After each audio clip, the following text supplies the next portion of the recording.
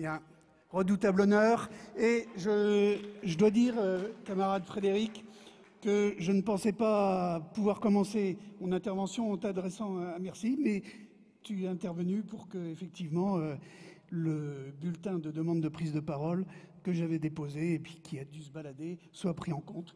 Donc l'ironie de l'histoire est là, mais je te préviens, la suite va être conforme au mandat que m'ont fixé mes camarades du SNFOLC d'Ille-et-Vilaine, qui vous apportent leur salut fraternel dans lequel j'inclus également les camarades salariés de l'usine Lubrizol et les habitants de Rouen. Et si nos camarades de l'UD 76 pouvaient leur apporter un salut fraternel à leur tour, eh bien je pense que nous aurions, de ce point de vue-là, montré que la machine froide qu'est le capitalisme et qui les a frappés le 26 septembre 2019, si mes souvenirs sont bons, cette machine-là, nous devons la combattre.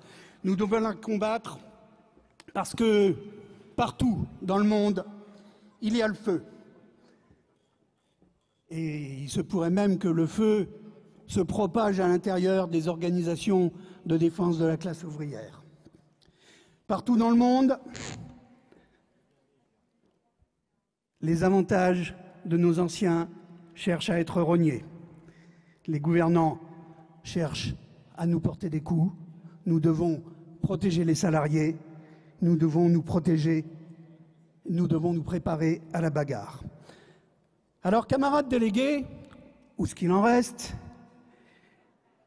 s'il ne nous appartient pas, nous, simples délégués, d'élire le bureau confédéral, ni même le secrétaire général, on peut cependant le regretter et penser à un futur changement de statut. Ça prendra du temps, mais on peut y penser. Nos interventions peuvent résonner comme un avertissement aux camarades qui les désigneront. Les orientations adoptées en congrès nécessiteront de la part des instances confédérales une adhésion sans faille et une combativité accrue. À nous de faire des commissions de résolution des lieux où Force ouvrière reste Force ouvrière. Camarades secrétaires d'UD, s'il y en a encore dans la salle, j'en connais quelques-uns. Voici ce qu'un délégué de base, en toute modestie, a à vous dire. À l'issue de ce congrès, vous serez réunis en CCN et vous penserez certainement au moment d'élire la commission exécutive aux conséquences financières que pourrait avoir pour la survie matérielle de votre idée un vote, disons, divergent. Il est plus que temps que cessent ces pratiques dans notre organisation. Au moment de voter, pensez à inverser le rapport de force, vous vous honoreriez. Camarades candidats, voici ce que le même délégué a à vous dire. Tout d'abord, au camarade Christian Grolier, toute la sympathie des camarades du SNFOLC 35. Nous te savons solide, mais je pense qu'il fallait être construit comme un bathyscaphe pour résister aux pressions dont tu as dû faire l'objet. À toi, Frédéric, puisque tu restes seul en lice, le projet, la rédaction initiale, avant le retrait du camarade Grolier, était un appel à faire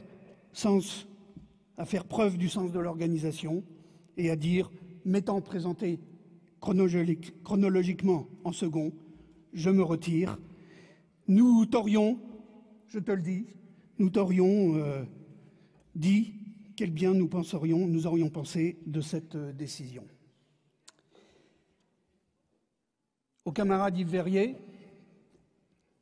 le délégué de base dit ceci, un merci, qui va être suivi d'un deuxième, pour le communiqué du 19 avril, communiqué où tu rappelais, à juste titre, les attributions d'un secrétaire général et attributions qui ne sont pas dévolues à vie à d'anciens secrétaires généraux. Merci, Yves. Deuxième merci pour avoir affirmé et réaffirmé continuellement que l'organisation serait soudée au moment de la bagarre de lancer la bagarre contre la contre-réforme des retraites que prépare Macron.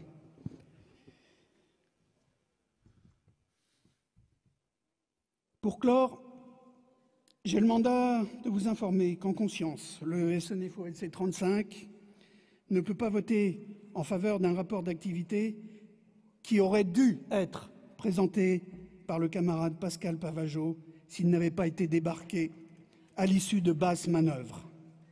En ne votant pas pour l'adoption de ce rapport d'activité, nous voulons envoyer fraternellement un signal fort sur ce que doit être et doit rester Force ouvrière.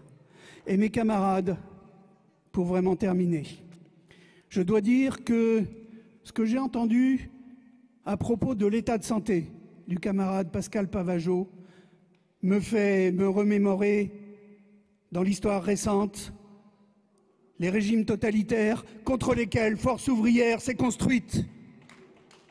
Alors, mes camarades... Mon camarade, 1 minute. On a un autre en plus, on va voir notre orateur. Et voilà, et je vais tenir dans les temps. Et mes camarades, par conséquent, vive une force ouvrière qui refuserait les petits arrangements, vive une force ouvrière qui va aller au combat unie, et vive la CGT Force ouvrière, héritière de la vieille CGT, et qui la continuera haut et fort. Merci mon camarade.